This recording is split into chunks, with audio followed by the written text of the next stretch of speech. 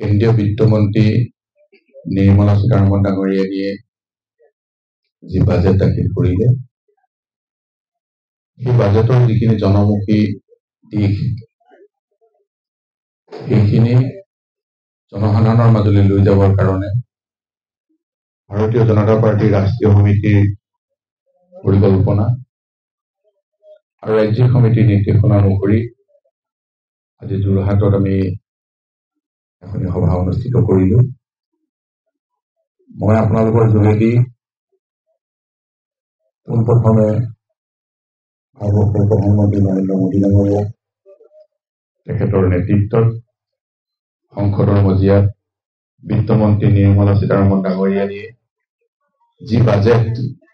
দাখিল কৰিলে, সেই বাজেটৰ যোগেদি জনসাধাৰণ উপকৃত হ'ব। এখন জনমুখী বাজেট, ভাল বাজেট। মই তাৰ বাবে প্ৰধানমন্ত্ৰী ডাঙৰীয়াক ধন্যবাদ জনাইছো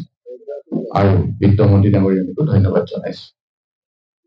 ইয়াৰ পিছত অসমৰ বাজেটো আহি আছে। অসমখনক ভাৰতবৰ্ষৰ 5খন ৰাজ্যৰ ভিতৰত আনিবৰ কাৰণে মুখ্যমন্ত্ৰী মহোদয়ে ৰাতি দিন একাকাৰ কৰি কাম কৰি আছে। আমি সকলোৱে সহযোগিতাৰে অসমখনক আগুৱাই নিব লাগিব। এই কেন্দ্ৰীয় বাজেটৰ যোগেদি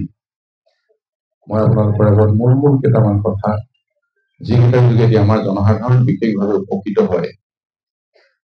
ভৱিষ্যতৰ দিনত উপকৃত হ'ব, মই অৱগত কৰিব বিচাৰিছো।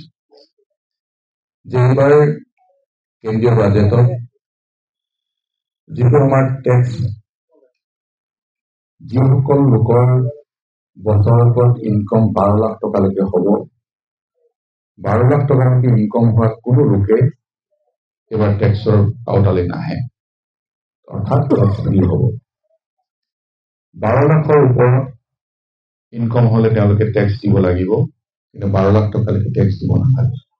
এইটো এটা সুদূৰপ্ৰসাৰী প্ৰভাৱ পেলাব। বিশেষকৈ মধ্যবিত্ত, নিম্ন মধ্যবিত্ত, আজি চাকৰিয়ালসকল, যিসকল চাকৰিয়ালৰ আজি বছৰেকত 12 লাখ টকা ইনকম নহয়, তেওঁলোকে ইয়াৰ ভিতৰত পৰিব, তেওঁলোকেও টেক্স দিব নালাগে। এনেধৰণৰ জনমুখী চিন্তাৰে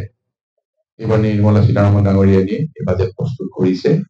আমি তাৰ পৰা লাভান্বিত হৈছো, আমি উপকৃত হৈছো, আমাৰ জনসাধাৰণ তাৰ পৰা উপকৃত হ'ব। মই আপোনালোকৰ আগত এই কথাটো অৱগত কৰিলো। আৰু বিশেষকৈ 4টা পিলাৰৰ কথা কোৱা হৈছে এইবাৰ বাজেটত। এই 4টা পিলাৰক মূল উদ্দেশ্য কৰি বিকশিত ভাৰত, অৰ্থাৎ 2047 চন, ভাৰতবৰ্ষৰ আমি স্বাধীন হৈছিলো 1947 চনত। 2047 চনত 100টা বছৰ সম্পূৰ্ণ হ'ব। 2047ৰ পৰিকল্পনাৰে বিকশিত ভাৰত, ভাৰতবৰ্ষখনক আগুৱাই নিবৰ কাৰণে প্ৰধানমন্ত্ৰী ডাঙৰীয়াৰ যি সপোন আছে, যি চিন্তা আছে, এই বাজেটত তাক প্ৰতিফলন ঘটোৱা হৈছে। সেইকাৰণে বিকশিত ভাৰত, সকলোকে লগত লৈ ভাৰতবৰ্ষক আগুৱাই নিব, তেনে চিন্তাৰে এই বাজেট প্ৰস্তুত কৰি এই বাজেটক তেনেধৰণে আগুৱাই নিবৰ কাৰণে পদক্ষেপ লোৱা হৈছে। আপোনালোকে দেখিছে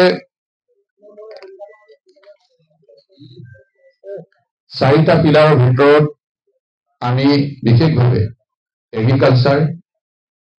কৃষি খণ্ডক তাত ধৰা হৈছে, MSME খণ্ডটোক তাত ধৰা হৈছে। তাৰ লগে লগে আপোনালোকে দেখিছে যে ইনভেষ্টমেণ্ট খণ্ডটোক তাত ধৰা হৈছে আৰু এক্সপোৰ্ট। এই 4টা পিলাৰৰ ওপৰত ভিত্তি কৰি কেন্দ্ৰীয় চৰকাৰী বাজেটৰ যোগেদি জনসাধাৰণক সকাহ দিবৰ কাৰণে ব্যৱস্থা গ্ৰহণ কৰিছে আৰু তেনেধৰণে ভাৰতবৰ্ষক আগুৱাই নিবৰ কাৰণে পদক্ষেপ লোৱা হৈছে। আৰু যদি কৃষি খণ্ডৰ কথা যদি আমি চাওঁ, তেতিয়াহ'লে আপোনালোকে দেখিব যে আমাৰ কৃষকসকলক আগুৱাই নিবৰ কাৰণে আগতে যিটো KCC লোন বুলি কোৱা হয়, সেইটো আছিল, তাৰ পৰিমাণ আছিল 3 লাখ টকালৈকে। এতিয়া তাৰ পৰিমাণ বঢ়াই 5 লাখ টকা কৰি দিয়া হ'ল, অৰ্থাৎ কৃষকসকলে এতিয়া 5 লাখ টকালৈকে KCC লোন তেওঁলোকে ল'ব পৰা ব্যৱস্থা আছে। কৃষকসকল তাৰ পৰা লাভান্বিত হ'ব, আগুৱাই যাব পাৰিব। ঠিক তেনেধৰণে আপোনালোকে দেখিছে যদি মুদ্ৰা লোনৰ কথা যদি আমি চাওঁ, মুদ্ৰা লোন আগতে আমাৰ 10 লাখ টকালৈকে আছিল, এতিয়া মুদ্ৰা লোন আমি তাত 20 লাখ টকা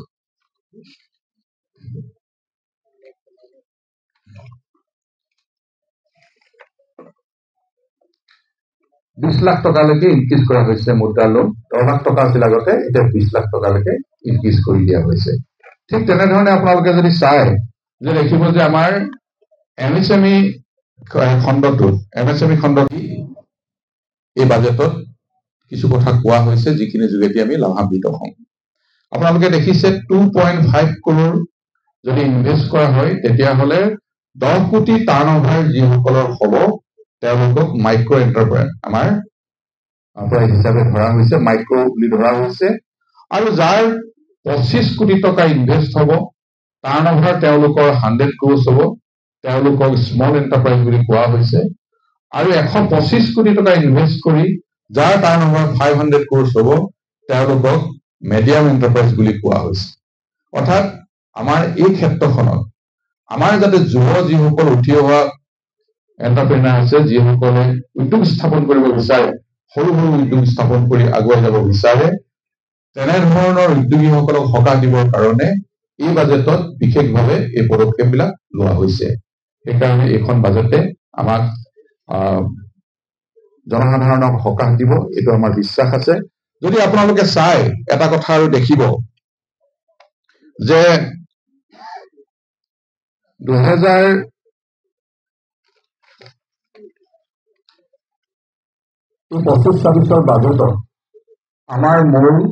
টোটেল 50.65 লাখ কৰোৰ খৰচ কৰিবৰ কাৰণে ধাৰ্য কৰা হৈছে এই বাজেটত আৰু এই বাজেট যদি আপোনালোকে চাই তাতে দেখিব যে আমাৰ নৰ্থ ইষ্টৰ কাৰণে যে 50.65 লাখ বাজেট ধাৰ্য কৰা হৈছে কেন্দ্ৰীয় বিত্তমন্ত্ৰী ডাঙৰীয়ানীয়ে দাখিল কৰিছে প্ৰতিটো বিভাগত 10% নৰ্থ ইষ্টৰ কাৰণে খৰচ কৰিবৰ কাৰণে তাত আমাৰ ব্যৱস্থা আছে আৰু এটা ডনাৰ মিনিষ্ট্ৰী আছে ডনাৰ মিনিষ্ট্ৰীৰ যোগেদি আমাৰ উত্তৰ পূৰ্বাঞ্চলত বিশেষভাৱে পদক্ষেপবিলাক লোৱা হয় আৰু এইবাৰ ডনাৰ মিনিষ্ট্ৰী আপোনালোকে দেখিছে আমাৰ 25-26 এই বছৰটোত এই বাজেটত 5,915 কোটি টকা ডনাৰ মিনিষ্ট্ৰীত ধাৰ্য কৰা হৈছে অৰ্থাৎ তাৰ যোগেদি প্লাছ প্ৰতিটো বিভাগৰ 10% বাজেট হেতু প্ৰতিটো বিভাগৰ নৰ্থ ইষ্টৰ কাৰণে খৰচ কৰিবৰ কাৰণে ব্যৱস্থা আছে কেৱল ডনাৰৰ কাৰণে স্পেচিয়েলি দিয়া হৈছে 5,915 কোটি টকা তেনেধৰণৰ চিন্তাৰে কামবিলাক হৈ আছে আপোনালোকে দেখিছে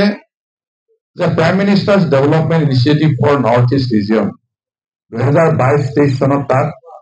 1,500 কোটি টকা এলটমেণ্ট আছিল এইটো চেণ্ট্ৰেল গভৰ্ণমেণ্টৰ বাজেট এইটো চেণ্ট্ৰেল গভৰ্ণমেণ্টৰ টকা আৰু এইবাৰ 25 আৰু 26 চনত এই নতুন বাজেটত সেই পৰিমাণটো 900 কোটি টকা বৃদ্ধি কৰি তাত আমি 2,297 কোটি টকা তাত দেখুওৱা হৈছে যে তাত 900 কোটি টকা বৃদ্ধি কৰা হৈছে তাৰ লগে লগে আপোনালোকে দেখিব যে ইনফ্ৰাষ্ট্ৰাকচাৰ ডেভেলপমেণ্ট স্কিম নৰ্থ ইষ্টৰ তাৰ কাৰণে 2017 চনতে আছিল 1,500 কোটি টকা আৰু এইবাৰ 25-26 চনত তাক সেইটো বঢ়াই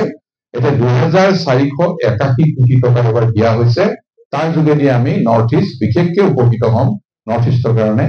এই টকা ধাৰ্য কৰা হৈছে আজি নামৰূপ যদি আপোনালোকে চাই BVFCL বসুন্ধৰা ফাৰ্টিলাইজাৰ কৰ্পোৰেশ্যন BVFCLত নামৰূপত 4 ইউনিট কৰিব লাগে বুলি আজি বছৰ বছৰ ধৰি তাৰ জনসাধাৰণে তাৰ এমপ্লয়ীসকলে সকলোৱে আশা কৰি আছিল যে 4 ইউনিটটো হ'ব মাননীয় মুখ্যমন্ত্ৰী মহোদয়ে প্ৰধানমন্ত্ৰী ডাঙৰীয়াৰ ওচৰত আবেদন জনাইছিল আমাৰ প্ৰাক্তন মুখ্যমন্ত্ৰী কেন্দ্ৰীয় মন্ত্ৰী সৰ্বানন্দ সোণোৱাল ডাঙৰীয়াই আবেদন জনাইছিল মাননীয় মুখ্যমন্ত্ৰী ডক্টৰ হিমন্ত বিশ্ব শৰ্মা ডাঙৰীয়াই শেহতীয়াকৈ প্ৰধানমন্ত্ৰী ডাঙৰীয়াৰ কথা পাতিছিল বিভাগীয় মন্ত্ৰীৰ লগত কথা পাতিছিল আৰু আনন্দৰ বতৰা এই বাজেটত নামৰূপত 12 লাখ মেট্ৰিক টন প্ৰডাকশ্যন হ'ব পৰাকৈ নামৰূপত আমাৰ ইউৰিয়া ইউনিটটো বনাবৰ কাৰণে সিদ্ধান্ত লোৱা হ'ল মই তাৰ বাবে কেন্দ্ৰীয় প্ৰধানমন্ত্ৰী ডাঙৰীয়াক ধন্যবাদ জনাইছো অসম মাননীয় মুখ্যমন্ত্ৰী মহোদয়ক ধন্যবাদ জনাইছো কাৰণ মৃতপ্ৰায় অৱস্থালৈ গৈ থকা এই যি উদ্যোগ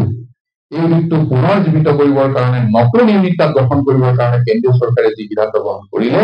আমাৰ অসমবাসী ৰাইজৰ কাৰণে এটা খুব আনন্দৰ বতৰা য'ত নেকি 12 lakh metric ton urea production কৰিবৰ কাৰণে ব্যৱস্থা গ্ৰহণ কৰা হৈছে এই আনন্দৰ কথাটো আমি কিন্তু আপোনালোকৰ যোগেদি আমি প্ৰকাশ কৰিবৰ কাৰণে অনুৰোধ জনালো আৰু যদি আমি অসমৰ পাৰ কেপিটা আমি ইনকাম যদি চাওঁ এই ইনকাম চাওঁতে আপোনালোকে দেখিব যে 2012-13 14 চনৰ পৰা নৰেন্দ্ৰ মোদী ডাঙৰীয়া প্ৰধানমন্ত্ৰী হিচাপে দায়িত্ব লৈছে। তাৰ আগত 12 আৰু 13 চনত যদি আপোনালোকে চাই আমাৰ ইয়েৰলি আছিলে 41,142 টকা আৰু মন্থলি আছিল 3,492 টকা এইটো পাৰ কেপিটা ইনকাম আৰু ডেইলি আছিল 116 টকা আৰু আজি আপোনালোকে দেখিছে যে 2023-24